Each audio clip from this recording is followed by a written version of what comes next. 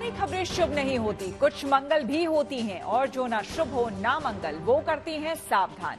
तो शुभ बताने, मंगल दिखाने और करने आपको सावधान, मैं हूं आपके साथ श्वेता झा। और आज हम बात कर रहे हैं गुजरात के सैलाब में फंसी जिंदगी और हर जान बचाने के लिए जी जान से जुटी रेस्क्यू टीम की। बारिश और बाढ़ से गुजरात इस वक्त बड़े संकट का सामना कर रहा है, लेकिन सेना और कोस्ट गार्ड की टीम हर तरह से लोगों की हिफाजत करने में जुटी हुई है। आज आपको रेस्क्यू की हैरत अंगेज तस्वीरें दिखाएंगे, साथ ही चक्रवाती तूफान के बारे में बताएंगे, जिसकी वजह से गुजरात के तटीय इलाकों में भारी बारिश की आशंका जताई जा रही है। हालांकि अब ये तूफान समंदर में पाकिस्तान की तरफ बढ़ चला है। इसके अलावा आपको गुजरात के वडोदरा से बाढ़ की ग्राउंड रिपोर्ट दिखाएंगे, जहां पानी धीरे धीरे उतरने लगा है, लेकिन सैलाब ने जो बर्बादी की है उसे ठीक होने में अभी वक्त लगेगा। ऐसी आफत के बाद जिंदगी को पटरी पर लाने में वक्त तो लगता ही है। आइए तो शुरुआत करते हैं गुजरात के सैलाब से, जहां मोर्चे पर तमाम रेस्क्यू टीम के साथ खुद सेना के जवान जुटे हुए हैं। सेना और उसके हेलीकॉप्टर लोगों का लगातार रेस्क्यू कर रहे हैं।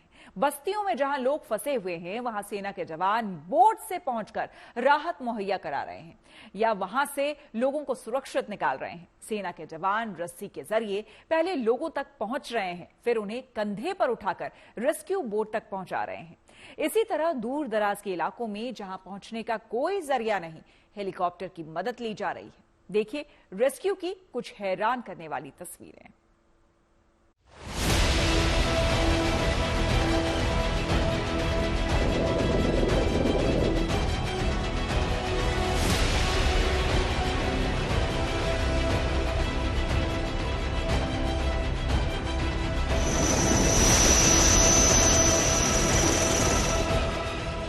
पानी न हो तो मुसीबत, मगर जब चारों तरफ पानी हो, जब सब कुछ पानी में डूब चुका हो, जब पानी की वजह से प्राण संकट में हो, तो ऐसे में पानी से डर लगना लाजमी है।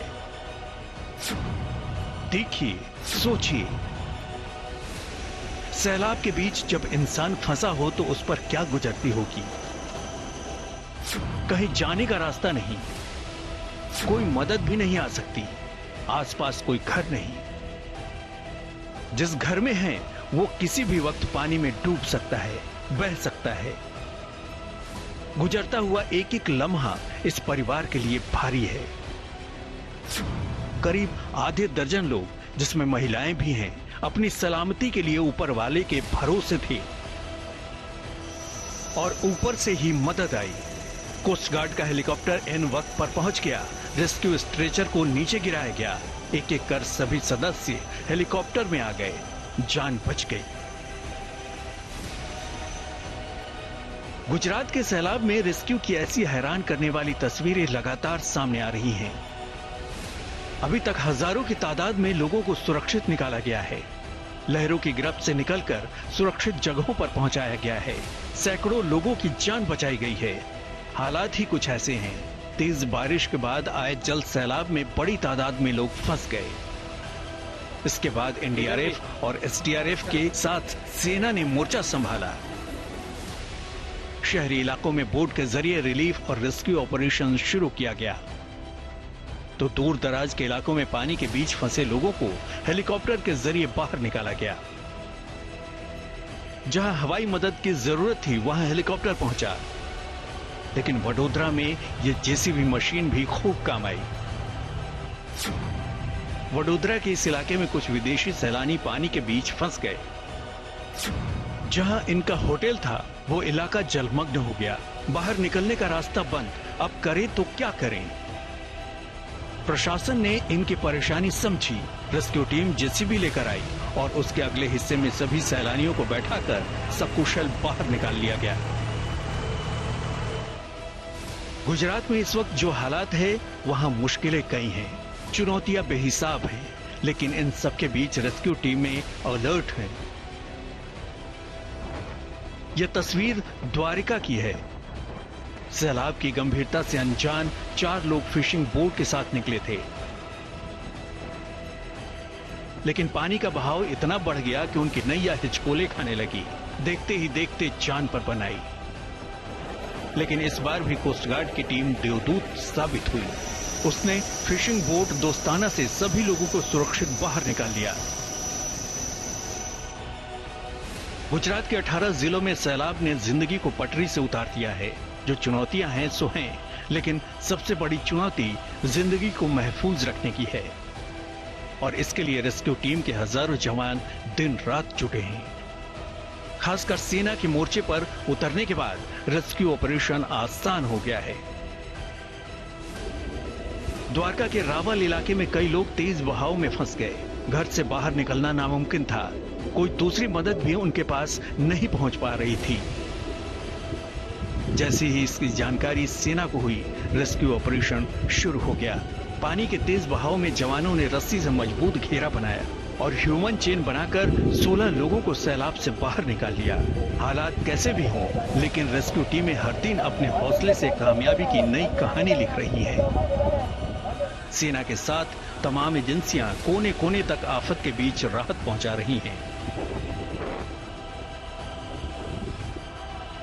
पोरबंदर की ये तस्वीर देख लीजिए। घर के बाहर करीब कंधे तक पानी। घरों में पानी घुसने के बाद लोगों को यहां से निकालना जरूरी था, लेकिन निकालें कैसे? इस सैलाब में जाना भी तो आसान नहीं था।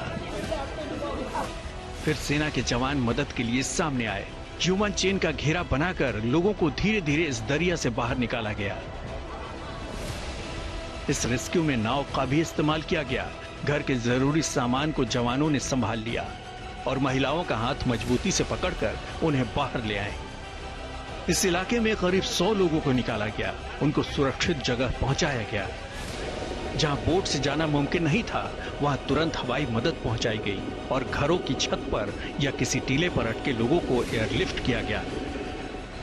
गुजरात में इस आफतकाल में लोग परेशान हैं। जिस तरह से पानी ने अपना रौद्र रूप दिखाया है, उससे डर का माहौल है, लेकिन भरोसा भी है, क्योंकि रेस्क्यू टीम और जवानों ने अपनी जिम्मेदारी को बखूबी निभाया है और निभा रहे हैं। रेस्क्यू भी अभी जारी है। द्वारका से ब्रिजेश दोषी, पोरबंदर से जितेश चौहान और मंजीत सिंह नेगी के साथ bureau report, good news today. सैलाब से सामना करते हुए करीब हफ्ता गुजर गया, फिर भी गुजरात में हालात बेहतर नहीं हुए। करीब 20 जिले जल प्रलय की चुनौती से जूझ रहे हैं। लोग परेशानियों से परेशान हैं। इस बीच आस्था नाम का साइक्लोन की आशंका से दहशत और बढ़ गई है। आमतौर पर अरब सागर में चक्रवाती तूफान नहीं आते, मगर इसके आने की आहट के साथ कच्छ और सौराष्ट्र के इलाकों में तेज हवा चलने लगी। मूसलाधार बारिश शुरू हो गई है। अच्छी बात यह है कि तूफान अब समंदर में पाकिस्तान की ओर बढ़ने लगा है। फिर भी तटीय इलाकों में घरों को खाली करा दिया गया है। हजारों लोगों को सुरक्षित जगहों पर भेज दिया गया है। देखिए हमारी ये रिपोर्ट।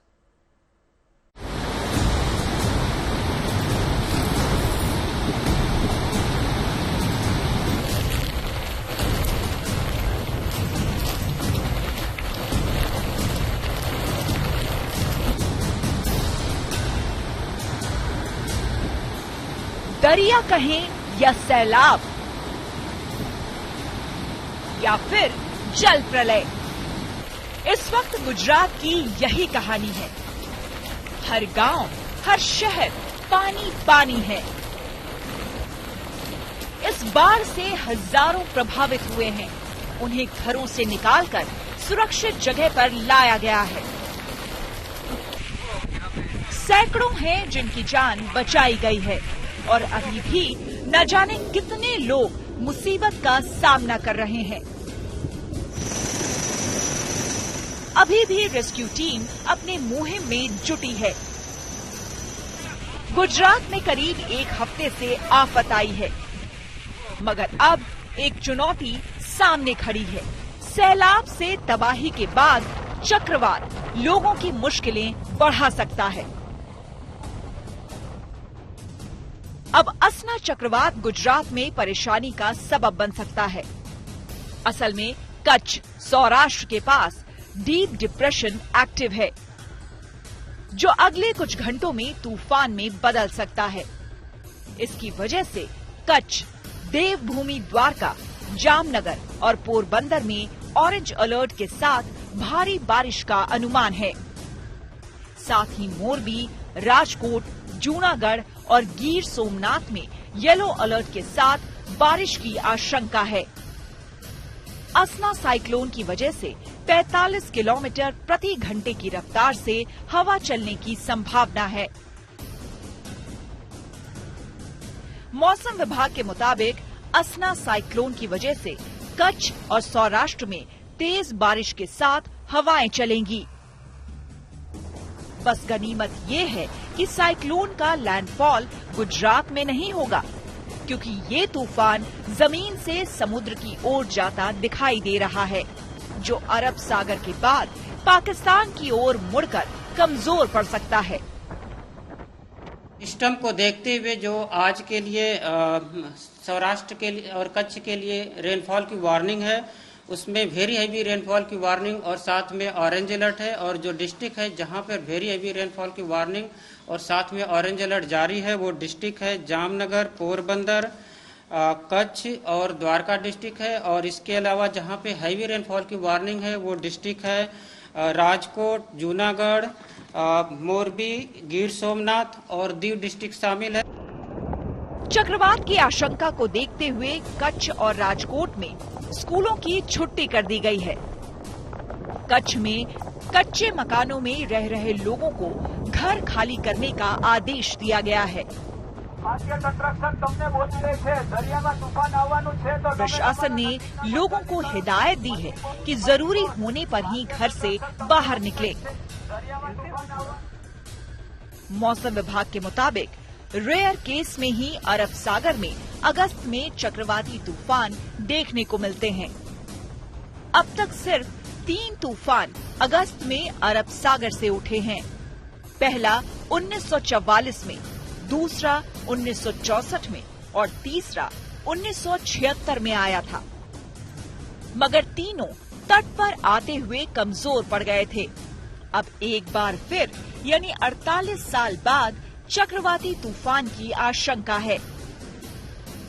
साइक्लोनिक स्टॉर्म को लेकर कहीं न कहीं प्रशासन ने पूरी तैयारी करके रखी है कि 3000 लोगों को सुरक्षित स्थानों पर स्थानांतरित किया गया है। जो समुद्र तटीय इलाकों से जुड़े हुए लोग हैं, वहां के निवासी हैं, उनको सुरक्षित जगहों पर शेल्टर पर रखा गया है। साथ ही में बात की जाए तो कच्छ में 2 एसडीआरएफ की टीम, 1 एनडीआरएफ की टीम और 2 इंडियन आर्मी की टीम तैनात है, जो किसी भी परिस्थितियों के सामने लड़ने के लिए तैयार है। चक्रवाती तूफान की वजह से अगर भारी बारिश होती है तो गुजरात का संकट और बढ़ सकता है। करीब 1 हफ्ते से जारी बारिश की वजह से पहले ही सैलाब आया हुआ है। आंकड़ों के मुताबिक पिछले 4 दिन में 32 लोगों की जान गई है। एनडीआरएफ और एसडीआरएफ के बाद सेना के जवान भी इस आफतकाल में मोर्चे पर तैनात हैं। दिन रात लोगों को बचाने की मुहिम जारी है। कच्छ के हालात देख लीजिए। मूसलाधार बारिश के बाद यहाँ रिहायशी इलाकों में दरिया बह रहा है। घर, दुकान, सड़क, अस्पताल, हर जगह कई फीट पानी भरा है। रास्ते बंद हैं, कहीं आना जाना नामुमकिन। भारी बारिश ने कच्छ के विभिन्न इलाकों में बाढ़ जैसे हालात पैदा किए हैं। इस बीच हम कच्छ के भुज के नलिया से जोड़ने वाले जो हाईवे है उस पे है। ये अबड़ासा तहसील है और अबड़ासा तहसील में भारी बारिश की वजह से ये आप देख सकते हैं जो रेलवे का अंडर ब्रिज है वो कहीं न पानी से लबालब भरा हुआ है। हालांकि ज्यादातर इलाके हैं जो निचले इलाके हैं उसमें जलभराव की स्थिति अभी भी बनी हुई है। कुछ गाँव ऐसे हैं जिनका संपर्क टूट चुका है। हालांकि प्रशासन की ओर से सभी लोगों को मदद की उम्मीद दी जा रही है और उसके बाद रिलीफ और रेस्क्यू का भी काम शुरू कर दिया गया है। लेकिन आने वाले 24 घंटे इस क्षेत्र के लिए और भी क्रिटिकल है, क्योंकि मौसम विभाग का पूर्वानुमान है कि यहाँ तेज हवाओं के साथ और भारी बारिश हो सकती है, जिसकी वजह से जो ग्रामीण इलाके जो जिनका संपर्क टूट चुका है वहां पर रिलीफ और रेस्क्यू का काम अभी तक नहीं पहुंच पाया, क्योंकि गांव को जोड़ने वाली ज्यादातर सड़कें हैं वो टूट चुकी हैं। कच्छ में सड़कों पर इतना पानी है कि वहां खड़ी गाड़ियां पानी में डूब चुकी हैं। बस्तियों में इतना पानी है कि पहली मंजिल लगभग नजर नहीं आती। गुजरात के कच्छ में बीते 2 दिन से भारी बारिश है और भारी बारिश के चलते निचले इलाकों में जलभराव की स्थिति पैदा हो चुकी है। अभी हम कोठारा के मानपुरा एरिया में है, आप देख सकते हैं यहाँ पर जलभराव की वजह से काफी सारा इलाका है वो पानी के अंदर डूब चुका है और ये तस्वीरें आप सीधी देख पा रहे हैं। ये पूरा अबडासा क्षेत्र है और अबडासा क्षेत्र में आपको हर जगह ऐसी तस्वीरें देखने को मिलेगी। लगातार भारी बारिश जारी है और भारी बारिश के चलते कहीं न कहीं बाढ़ जैसे हालात गुजरात के कच्छ में हो चुके हैं और मौसम विभाग के पूर्वानुमान अनुसार और भी कुछ घंटे हैं वो कच्छ के लिए क्रिटिकल है। हालांकि जिस तरीके से पूरे कच्छ के अंदर बाढ़ ने तबाही का मंजर बचाया है वो कहीं न कहीं दिख रहा है। खेड़ा की हालत भी कमोबेश ऐसी ही है। ये सोसाइटी पूरी तरह सैलाब से घिरी है। सड़कों पर दरिया बह रहा है। लोग अपने अपने घरों में कैद होकर रह गए हैं। पिछले 4 दिनों से हो रही बारिश का असर ये है कि सोसाइटी के ग्राउंड फ्लोर पर रहना संभव नहीं। पानी में फर्नीचर तैर रहे हैं। ऐसे में घर में रहने वालों की क्या हालत होगी ये बताने की जरूरत नहीं। बाढ़ का ये मंजर और भी हाहाकारी हो सकता है अगर चक्रवाती तूफान अपना असर दिखाएगा। इस आसमानी आफत में सरकार और प्रशासन जो कर सकते हैं वो कर रहे हैं। सरकार और सरकार के मुखिया नजर बनाए हुए हैं। हालात का जायजा लिया जा रहा है। हर संभव मदद की जा रही है। संभावित खतरे से निपटने के लिए भी पूरी तैयारी है। कच्छ से कौशिक कांठेचा, खेड़ा से हेताली शाह और अहमदाबाद से ब्रिजेश दोषी के साथ bureau report, good news today. सैलाब से जूझ रहे गुजरात को चक्रवाती तूफान की दस्तक ने डरा दिया। हालांकि अब राहत की खबर ये है कि आसना तूफान धीमी गति से समंदर में पाकिस्तान की तरफ बढ़ रहा है, यानी कि इसका गुजरात के तटीय इलाके पर बहुत ज्यादा असर नहीं होगा।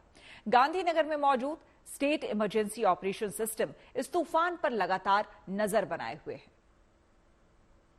लगातार 4 दिनों तक गुजरात में भारी बारिश का माहौल रहा और जो डीप डिप्रेशन था वो अब साइक्लोनिक स्टॉर्म में कन्वर्ट हो चुका है। पर गुजरात के लिए राहत की बड़ी बात यह है कि ये साइक्लोनिक स्टॉर्म गुजरात के समुद्री तट से जो है पाकिस्तान की तरफ बढ़ा है, अरबी समुद्र में आगे बढ़ रहा है। हम लोग अभी गुजरात का जो स्टेट इमरजेंसी कंट्रोल सेंटर है वहां पे है, जहां पे सारी स्थिति पे जो है वो नजर रखी जा रही है। किस तरह से जहां भारी बारिश हुई थी वहां पे क्या स्थिति है और लोगों से डेटा लिया जाता है। ये जो तस्वीरें हैं अभी की जो है मौसम विभाग की जो तस्वीरें हैं वो साफ दिखाती हैं कि जो साइक्लोनिक स्टॉर्म बन चुका है वो साइक्लोनिक स्टॉर्म जो है वो गुजरात से जो है वो आगे बढ़ता हुआ दिख रहा है। यहाँ से वो अब आगे बढ़ते हुए कराची से जो है 160 किलोमीटर की दूरी पे हैं और इस साइक्लोनिक स्टॉर्म का जो असर है वो कच्छ में ज़्यादातर दिखने को मिलेगा। वहाँ पे तेज़ हवाओं के साथ बारिश होने की संभावना है, पर कोई ज़्यादा बड़ा नुकसान होने की जो है वो नहीं दिखा जा रहा। वहाँ पे ज़्यादा बड़ा नुकसान नहीं हो सकता, पर फिर भी प्रशासन जो है पूरी तरह से अलर्ट मोड पे है। सारी तैयारियां कर ली गई है। जिला प्रशासन ने भी अपनी तैयारियां कर ली हैं। लोगों को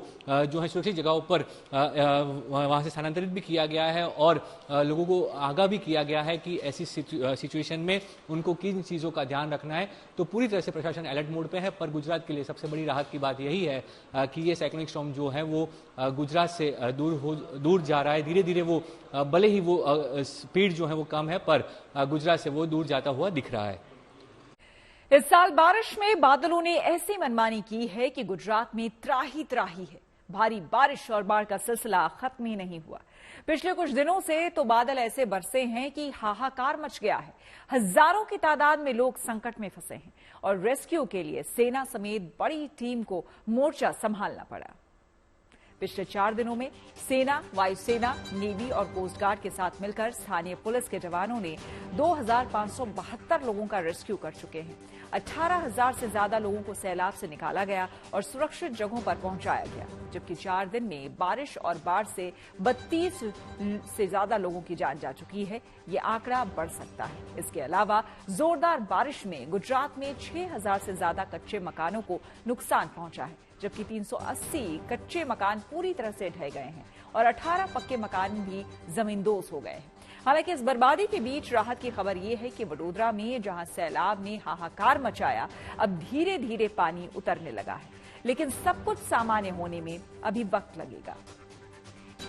वडोदरा के सयाजीगंज में आए हुए कड़क बाजार के आसपास के इलाके में मैं फिलहाल मौजूद हूं और मेरे आसपास में आप देख पा रहे हैं कि अभी भी वडोदरा के कुछ ऐसे पॉकेट इलाके हैं जहां पे अभी भी लगभग 1.5 फुट जितना जल भराव अभी भी देखा जा रहा है। कल की अगर बात की जाए तो ये वो रोड है जहां पे ये जो गाड़ी आप अभी फिलहाल देख पा रहे हैं ये पूरी जलमग्न थी। इसका मतलब है कि 6 फीट तक लगभग कल भी इस मार्ग पर पानी भरा हुआ था। भारतीय सेना की तरफ से जरूरी था उन लोगों को इन्हीं मार्गों पर से रेस्क्यू किया जा रहा था। जीवन जरूरी जो चीजें हैं भारतीय सेना की तरफ से लोगों को पहुंचाई जा रही थी। लेकिन जिस प्रकार से अब विश्वामित्री नदी के अंदर बीते 2.5 दिनों से पानी छोड़ा जाना बंद किया गया है और बारिश भी पिछले 3 दिनों से बंद हो चुकी है, उसके बाद लोग अपनी दुकानों में, ऑफिसेस में पहुंच रहे हैं। लेकिन सबके सामने अब सबसे बड़ी जो चुनौती है वो है अपने दुकानों में जो जल भराव की वजह से जो गंदगी फैली हुई है उसको साफ सफाई भी करना। आप जो भी कमर्शियल बिल्डिंग मेरे आसपास में देख पा रहे हैं उनका पूरा जो बेसमेंट है वो अभी भी यानी कि 8 फीट पानी के अंदर जलमग्न है। जो दुकानदार हैं जिनकी दुकानों के अंदर लगभग 8 फीट जितना पानी भी पहुंचा हुआ था। 10 फुट पानी था, पूरा ऑफिस ही मेरा डूब गया है सयाजीगंज में, फोनिक्स कॉम्प्लेक्स में। उम्मीद है आपका दिन शुभ रहा। तो कल की मंगल कामना के साथ आपको रहना है सावधान। तब तक के लिए मुझे यानी कि श्वेता झा को दीजिए इजाजत, लेकिन आप देखते रहिए गुड न्यूज टुडे।